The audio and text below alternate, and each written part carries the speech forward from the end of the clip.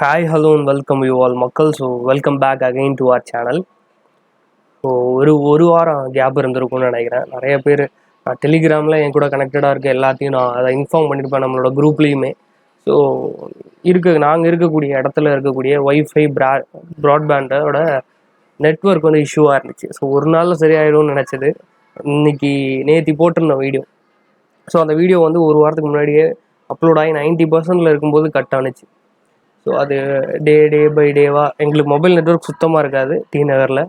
So ஏர்டெல்லாம் TET ஸ்லோவாக இருக்கும், கூட இருக்காது, 2G கூட கிடைக்காது. ஸோ அதனால தான் ஒய்ஃபை போட்டிருந்தோம். ஒய்ஃபை கஸ்டமர் கேர் வந்து ரொம்ப மோசமாக இருந்துட்டனால எங்களால் இந்த ஒரு வாரமாக என்னால் எதுவுமே பண்ண முடியல. ஸோ லேப்பையே தூக்கிட்டு போகிற மாதிரி தான் இருந்தது. ஸோ நேற்று தான் ஒய்ஃபை வந்த உடனே அதை அப்படியே அப்லோட் பண்ணி நேற்று அப்லோட் பண்ணிட்டேன்.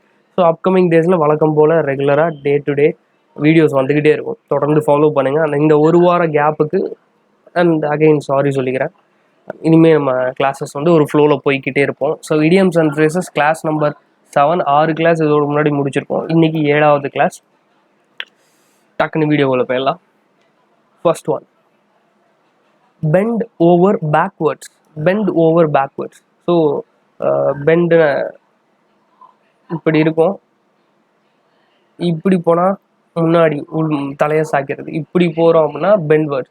ஸோ இப்படி குனிகிறதுல இப்போது ரொம்ப சாக்கு மூட்டையை தூக்குறோம் அல்லது ரொம்ப வெயிட்டை தூக்கிட்டு வரோம். தண்ணி கேன் கீழேருந்து மாடிக்கு தூக்கிட்டு வந்ததுக்கப்புறம் மேலே வந்ததுக்கப்புறம் அப்பாடா அப்படின்னு சொல்லிட்டு முன்னாடி பின்னாடி நெளிவோம்ல, அந்த ஒரு tiredness after completing any difficult task இல்லையா, அதுக்கு பேர் தானது பேக்வேர்டாக முன்ன பின்ன அப்படியே குனிஞ்சு எழுந்திரிப்போம் உடம்பு அந்த வெயிட்டை தூக்குனதுக்காக. ஸோ அதே தான்.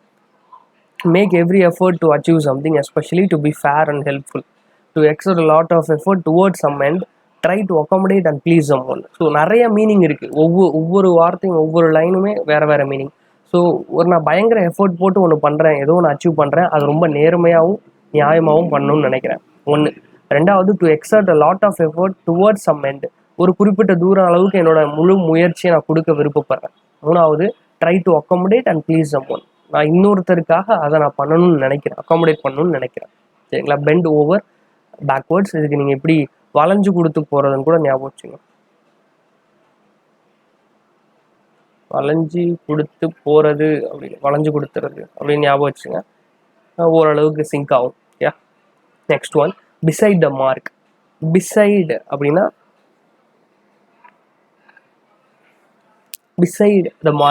இர்ரிலவெண்ட் அப்படின்னு அர்த்தம். இர்ரிலவெண்ட்டாக பேசுகிறாங்க, அதாவது சம்மந்தமே இல்லாமல். அதாவது நான் கேட்ட கேள்வி ஒன்று மாற்றி யோசின்னு ஒரு ரவுண்டு ஒன்று விளையாடுவாங்கல்ல ஒரு கேம் ஷோவில். ஸோ அதே தான்.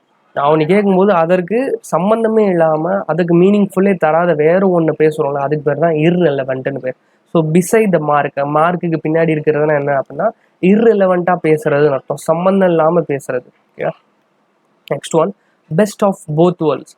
2 உலகம் இருக்கான், இந்த 2 உலகத்துலையுமே பெஸ்ட்டாக இருக்குது. இந்த உலகமும் எனக்கு பெஸ்ட்டாக இருக்குது, இந்த உலகமும் பெஸ்ட்டாக இருக்குது. அப்போ 2 உலகம் இந்த ஊரில் இருக்கா? நம்ம உலகத்தில் இல்லை. ஸோ பெஸ்ட் ஆஃப் 2 வேர்ல்ட்ஸ்னால் அப்போ 2 இருக்குது, 2 விஷயத்துலையும் பெஸ்ட்டாக இருக்குது. அதை வச்சு ஆப்ஷனை போட்டுடலாம். A situation wherein someone has the privilege of enjoying 2 different opportunities. நான் காலையிலேருந்து சாயந்தரம் வரைக்கும் ஒரு வேலை பார்க்குறேன், ஈவினிங் டைமில் பைக் எடுத்துகிட்டு சும்மா ஸ்விக்கி ஓடுறேன். பட் 2 வேலையுமே எனக்கு ரொம்ப பிடிச்சிருக்கு. பட் 2 வேலையுமே எனக்கு பயங்கர அட்வான்டேஜாக இருக்குது, எனக்கு பெரிய ப்ரெஷரே எனக்கு தெரியல அப்படின்னு நான் உணர்றேன்ல. ஸோ அப்போ என்ன வார்த்தையை நம்ம யூஸ் பண்ணலாம், என்ன இடியம்ஸை யூஸ் பண்ணலாம் அப்படின்னா best of both world's.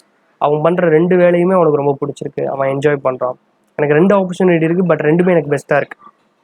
Group 2 clear பண்ணியிருக்கீங்க, CGLம் கிளியர் பண்ணியிருக்கீங்கன்னா உங்களுக்கு எப்படி இருக்கும் அந்த மோடு. ஓகேவா?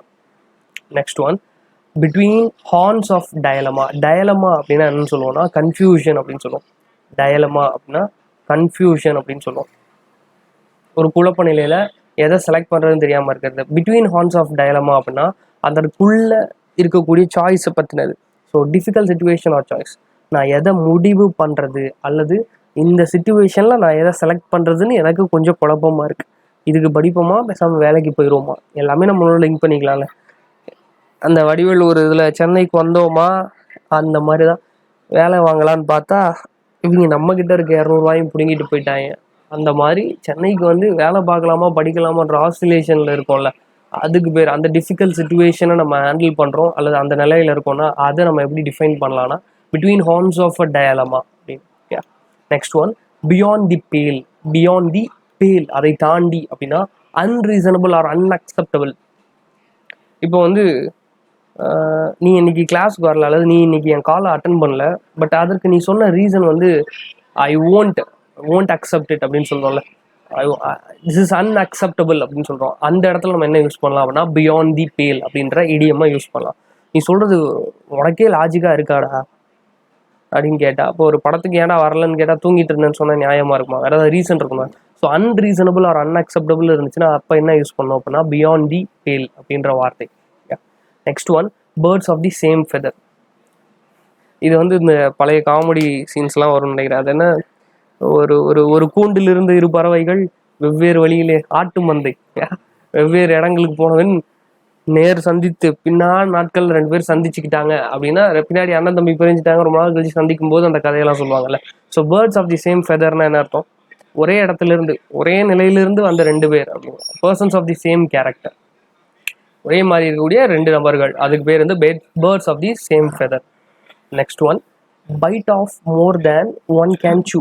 Byte off more than one can chew, to take more than one can deal with, to take a task too big for oneself. இது நல்லா பாருங்க, bite off more than one chew, என்னால் இவ்வளோதான் மெல்ல முடியும், என்னால் இவ்வளோதான் மெல்ல முடியும், என் வாயில் இவ்வளோதான் அடங்கும். சின்ன வயசில் வந்து நம்ம சாப்பிட்டு முடிச்சுட்டு விளையாடுறதுக்கு விடும், ஒரு 3 மணி போல் சாப்பிட்டு கிரிக்கெட் விளையாடுறோம், இல்லை பசங்களோட கிரவுண்டில் இல்லாட்டி தோட்டத்தில் ஏதாவது விளையாட போகிறோம் ஊருக்கு போகும்போது அப்படின்னா அந்த சாப்பிட்டா தான் போகணும்னு சொல்லிடுவாங்க. ஸோ அந்த கடைசி 2 வாய் சுத்தமாக இறங்காது, அவங்க விளையாட ஆரம்பிச்சிட்டாங்க அப்படின்னா. அப்போ அந்த 2 வாயும் சேர்த்து ஒரே வாயில் வீட்டில் அப்பாவோ பாட்டியோ அம்மாவோ எடுத்து ஊட்டுவாங்கல்ல, அதே தான். ஸோ அந்த நேரத்தில் நமக்கு அது டிஃபிகல்ட் டாஸ்க், கரெக்டாக? ஸோ நம்மளால இவ்வளோதான் முடியும், பட் அதையும் தாண்டி நம்ம எடுத்துக்கிறோம்ல. To take more than one can deal with, என்னால் இவ்வளோதான் முடியும் பட் நான் அதையும் தாண்டி எடுத்துக்கிறேன். To take on a task too big for oneself, எனக்கு இது தெரியும்டா, இது எனக்கு என்ன மாதிரி ஒருத்தனுக்கு இது ரொம்ப பெரிய விஷயம், இது ரொம்ப டாஸ்க் வந்து என்ன மீறினது அப்படின்னு சொல்கிறோம்ல, அப்போ யூஸ் பண்ண வார்த்தை bite off more than one can chew. ஓகேவா? Next one bite the bullet. இதெல்லாம் வந்து தெலுங்கு படத்துலலாம் பார்த்தீங்கன்னா புல்லட்லாம் வாயுவில் வந்து வாயு வழியாக போய் காது வழியாலாம் வரும். ஸோ அந்த மீம் டெம்ப்ளேட்லாம் எடுத்து போடுற அளவுக்கு எனக்கு அந்த படம் பேர்லாம் தெரில, பட் பாலையா படம் இந்த மாதிரி படத்துலலாம் பார்த்தீங்கன்னா ஃபைட் சீக்வன்ஸ்லாம் பயங்கரமாக இருக்கும். ஸோ புல்லட்டே சாப்பிட்றதா அப்படின்னா to force yourself to do unpleasant. First புல்லட்டை சாப்பிட முடியுமா, ரொம்ப கேவலமாக இருக்கும் அப்படின்னு நினச்சோங்க. ஸோ பைட் த புல்லட் அப்படின்னா உன்னை வந்து ஃபோர்ஸ் பண்ணி உனக்கு பிடிக்காத அல்லது ரொம்ப உனக்கு சம்மந்தம் இல்லாத அல்லது நல்லாவே இல்லாத ஒன்றை வந்து உன்கிட்ட கொடுக்குறாங்க, ஃபோர்ஸ் பண்ணி சாப்பிட வைக்கிறாங்க அப்படின்னா அதுக்கு பேர் என்ன அப்படின்னா byte the bullet. To force yourself to do something unpleasant. இப்போ எக்ஸாம்பிளுக்கு எம்டன் மகனில் வந்து பரத்துக்கிட்ட வந்து நாசர் வந்து அந்த ஈரல் சாப்பிட சொல்லுவார் ஒரு சீனில். ஸோ அதை நீங்கள் கம்பேர் பண்ணிக்கலாம். ஓகே, நெக்ஸ்ட்டு இது வந்து நிறைய, இது ஒரு வார் படம். இப்போ அது யாத்திசைன்னு ஒரு படம். எக்ஸாம்பிளுக்கு பொன்னியின் செல்வன் எடுத்துக்கலாங்க, அல்லது பழங்காலத்தில் இப்போ 1001 எது மாதிரி ஒரு படம் தமிழில் வந்தாலும் சரி, இங்கிலீஷ்லேயே எது வேணும், வார் சீன். அந்த வார் சீனில் வந்து கண்டிப்பாக யாராவது ஒரு பக்கம் வந்து டிஃபீட் ஆகிடுவாங்க, கண்டிப்பாக, கரெக்டாக? யாராச்சும் ஒருத்தர் வந்து தோற்றுருவாங்க, இன்னொரு டீம் வந்து ஜெயிக்க போகுது. ஸோ அந்த மாதிரி வார் சீக்வன்ஸில் நம்ம ஒரு இப்போ நார்மலாக கிரிக்கெட் விளாண்டாலே அவங்க வந்து நம்ம ஊர்லேயே வந்து சென்னையிலே வந்து மண்ணை கவிட்டு போயிட்டாயடா அப்படின்னு சொல்லுவோம். மும்பை வந்து சென்னையிலே மண்ணை கவிட்டு போயிட்டான், அல்லது சென்னையில் வந்து மும்பை மண்ணை கவிட்டு போயிட்டான், ஏதோ ஒன்று மாற்றி சொல்கிறோன்னு வைங்களேன். மண்ணை கவுறதுனா என்ன மீனிங்? தோத்துட்டு போயிட்டான்னு அர்த்தம், கரெக்டாக? அவன் வந்து இங்கே தோத்துட்டு போயிட்டான்னு அர்த்தம். தோக்கிறதுக்கு பேர் தான் என்னன்னு சொல்லுவோம், மண்ணை கவிட்டு போயிட்டாருன்னு சொல்லுவோம். ஏன் மண்ணை கவிட்டானா, அவன் படுத்துட்டான்னு அர்த்தம். அவனை வீழ்த்திட்டோம், அவன் மண்ணு கீழே விழுந்துட்டான், அப்போ மண் மூஞ்சில ஒட்டிருச்சு, அதனால மண்ணை கவிட்டான்னு நம்ம சொல்கிறோம். அதான பொருள். அதே தான் பைட் த டஸ்ட் அப்படின்னா என்ன அர்த்தம் அப்படின்னா suffer defeat or to die. ஒன்று தோத்துட்டான்னு அர்த்தம், அல்லது அவன் செத்துட்டான்னு அர்த்தம். பைட் த டஸ்ட், மண்ணை கவ்வினான்னு சொல்லுவோம். மண்ணை கவ்வினான், மண்ணை கவ்வினான். ஓகேவா? நெக்ஸ்ட் ஒன் எந்திரன் படத்தில் வந்து இந்த டயலாக் எல்லாம் ஞாபகம் இருக்கும் உங்களுக்கு, பிளாக் ஷீப் அப்படின்னு. பிளாக் ஷீப் காமனாக எப்போ சொல்லுவோம்னா ஒரு குரூப் ஆஃப் க்ரூவில் இருக்கிறது ஆட் ஒன் அவுட் அப்படின்ற மாதிரி. இப்போ வந்து 10 பேர் வந்து ஒரு டீமுக்கு சப்போர்ட் பண்ணுறோம் சென்னைக்கு, ஒருத்தன் மட்டும் ஆர்சிபி சப்போர்ட்டராக இருக்கும், மும்பை சப்போர்ட்டராக இருக்கும், அல்லது எல்லாரும் மும்பையாக இருக்கும், ஒருத்தன் சென்னையாக இருக்கான் அப்படின்னா அவனை பிளாக் ஷீப்னு சொல்லுவோம். ஒரு கருப்பு ஆடுடா, அவன் நமக்குள்ளேயே இருக்கான் பட் நமக்கு எதிரான டீமுக்கு சப்போர்ட் பண்ணுறான்னு சொல்கிறோம்ல, சேம் அஸ் தட், கொஞ்சம் டிஃபர் ஆகும் மீனிங். ஸோ பிளாக் ஷீப் அப்படின்னா என்ன பொதுவான meaning? One who is not accepted as a part of family because of one's bad conduct. அவனை அந்த குடும்பத்திலே சேர்த்துக்கல. ஏன் அப்படின்னா அவன் அதுக்கு முன்னாடி பண்ண மோசமான சம்பவங்கள் விஷயங்கள்னால. சரிங்களா? வீட்டில் ஏதாவது பிரச்சனை நடந்திருக்கும், அது ரொம்ப காலத்துக்கு முன்னாடி அவன் ஏதாவது குடிச்சிட்டு வந்திருப்பான், அதனால அவனை வீட்டை விட்டு ஒதுக்கி வச்சிருவாங்க. அதனால காலத்துக்கும் அவனை குடும்பத்தில் சேர்க்காம இருப்பான். இல்லை, உத்தம புத்திரன் பொல்லாதவன் இந்த மாதிரி படங்கள் எல்லாம் தெரியும். ஸோ அப்பா பிள்ளைக்கு நடக்கிறது. ஸோ அதே மாதிரி தான் அவன் சின்ன வயசுலயோ அல்லது அவன் அதுக்கு முன்னாடி செஞ்ச தப்பான விஷயங்கள்னால அவனை வந்து பார்ட் ஆஃப் ஃபேமிலியில் சேர்க்கக்கூடாதுன்னு சொல்லியிருப்பாங்க. Person with a bad reputation, அவன் திருப்பி திருப்பி தப்பான விஷயங்கள் மட்டுமே பண்ணக்கூடிய ஒரு நபராக இருந்தானா அவனுக்கு பேரு கருப்பு ஆடு. சரிங்களா? கருப்பு ஆடு. ஸோ அந்த மொத்த குடும்பத்திலையும் ஒரு ஆளை மட்டும் வெளியே எடுத்து வைக்கிறாங்க. ஸோ அதை ஞாபகம் வச்சுங்க. பிளாக் ஷீப் அவன் தப்பான விஷயங்கள் பண்ணதுனால. ஓகேவா? நெக்ஸ்ட் ஒன், மண்டையை பொழக்கிற, ப்ளோ ஹிஸ் டாப், அவன் மண்டையை பொழந்துருன்னு அர்த்தம். ஸோ இதில் பார்த்தீங்கன்னா வண்டு முருகன் வந்து என்ன சொல்லுவார் அப்படின்னா, அவன் ஏதோ கடன் வாங்கியிருக்க அமௌண்ட் வந்து எக்ஸ்ட்ராவாக பிட்டு போடுவார். அங்கே தான் போய் யார் அப்படின்னா அங்கே கைதானவர்.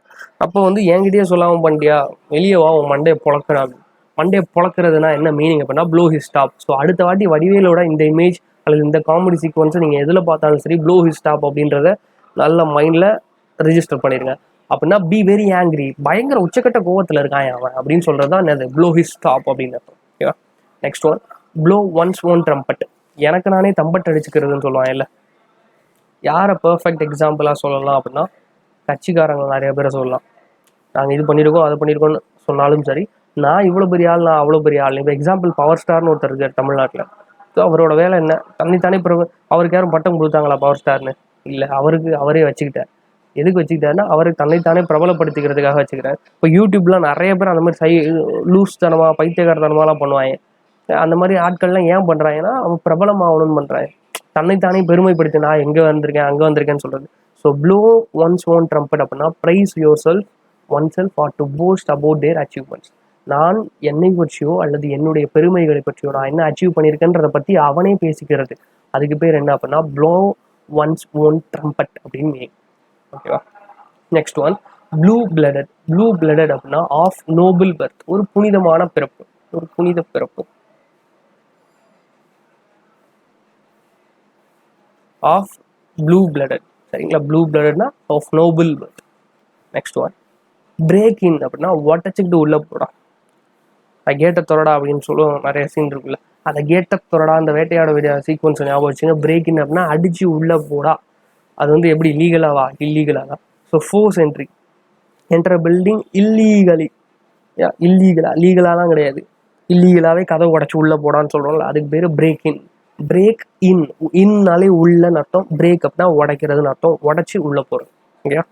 Last and the final one, break new ground. Break in மாதிரி பிரேக் நியூ கிரவுண்ட் அப்படின்னா பிரேக் நியூ கிரவுண்ட், புது கிரவுண்டு. புது கிரவுண்டை உடச்சி உள்ள போறதா? கிரவுண்ட் எப்படி உடைக்க முடியும்?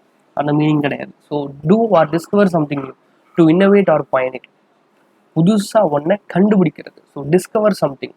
So to innovate or pioneer, அதுக்கெல்லாம் முன்னோடியாக இருக்காங்கல்ல, அதுக்கு பேர் பிரேக் நியூ கிரவுண்டுன்னு பேர். Break new ground. ஸோ கிட்டத்தட்ட ஒரு 15 கொஞ்சம் ஃபாஸ்ட்டாகவே நான் கம்பைல் பண்ணி முடிச்சிருப்பேன் அப்படின்னு நினைக்கிறேன். அந்த இடியம்ஸ் அண்ட் ஃப்ரேசஸ்க்கு நீங்கள் ஒன் வேர்ட் சப்ஸ்டியூஷன் கிளாஸுக்கு எந்த அளவுக்கு சப்போர்ட் கொடுத்தீங்களோ அதே மாதிரி தான் கொடுக்கணும்னு எதிர்பார்க்குறேன். பட் அதுக்குமே அது கொடுக்கறது கூட இதில் கம்மியாக இருக்க மாதிரி எனக்கு ஃபீல் ஆகுதா இல்லை எனக்கு எப்படின்னு தெரில. பட் பார்க்குறவங்க அத்தனை பேரும் தொடர்ந்து ஃபாலோ பண்ணுறீங்க. இத்தனை 6 கிளாஸ் பார்த்துட்டு தான் இந்த 7வது கிளாஸாக நான் பார்க்குறேன்னு பார்க்குறீங்க அப்படின்னா மறக்காமல் அதையாச்சும் கமெண்ட் பாக்ஸில் சொல்லுங்கள். எத்தனை பேர் ரெகுலராக இந்த கிளாஸை பார்த்துட்ருக்கீங்க? நான் வந்து ஒரு மொதல் கிளாஸ் பார்த்துருப்பேன், அதுக்கப்புறம் 2வது நாளாக பார்க்கல, நானுமே ஒரு ஃப்ளோவில் இல்லை, அதை விட்டுக்கிறேன். பட் திடீர்னு நீங்கள் 5வது கிளாஸ் பார்க்குறீங்க, இன்றைக்கி திடீர்னு 7வது லைவ் வந்திருக்கனால நீங்கள் பார்க்குறீங்க அப்படின்றது இல்லாமல் ஒரு ஃப்ளோவாக நான் ஒன்று அதான் சார் முடிச்சுட்டு வரேன், நான் ப்ராப்பராக ஃபாலோ பண்ணிகிட்டு இருக்கேன், 6 கிளாஸ் பார்த்துட்டேன், இது 7வது கிளாஸ் பார்த்துக்கிட்டு இருக்கேன் அப்படின்னா பார்த்து முடிச்சதுக்கப்புறம் மறக்காமல் கமெண்ட் பாக்ஸில் அந்த ஃப்ளோவில் இருக்கீங்களா இல்லையா, படிச்சுட்டு இருக்கீங்களா, இத்தனை வீடியோ பார்த்துருக்கீங்களான்றதை மறக்காமல் சஜஷனாகவும் உங்களோட ஃபீட்பேக்காகவும் போட்டு விடுங்க. சரிங்களா? அது மட்டுமே தான் எனக்கான பூஸ்டாக இருக்கும். ஸோ இதோட இந்த செஷனை நான் வைண்ட் அப் பண்ணிக்கிறேன். அண்ட் நெக்ஸ்ட் ரெகுலராக கிளாஸஸ் வந்துக்கிட்டே இருக்கும். இனிமேல் எந்த ப்ராப்ளமும் இருக்காது. அப்படி இருந்தாலும் மறக்காமல் நான் இன்டிமேட் பண்ணிடுவேன் டெலிகிராமில். சரிங்களா? So thank you all. எம்டிஎஸ்க்கு இன்னும் ஜூன் மாதம் எழுத போகிறீங்கன்னா இன்னொரு 10 நாள் 20 நாள் கூட இல்லை. கொஞ்சம் தீவிரமாக படிக்க ஆரம்பிங்க. 6 hours to 7 hours டெய்லி உட்காருங்க. கொஞ்சம் தூக்கத்தெல்லாம் கெடுக்க வேணாம். பட் இருக்கிற டைமை கொஞ்சம் காம்பாக்டாக யூஸ் பண்ணிக்க ட்ரை பண்ணுங்கள். மொபைல் ஃபோனை கொஞ்சம் தள்ளி வைக்க ட்ரை பண்ணுங்கள். சரிங்களா? Thank you all. நன்றி மக்கள்.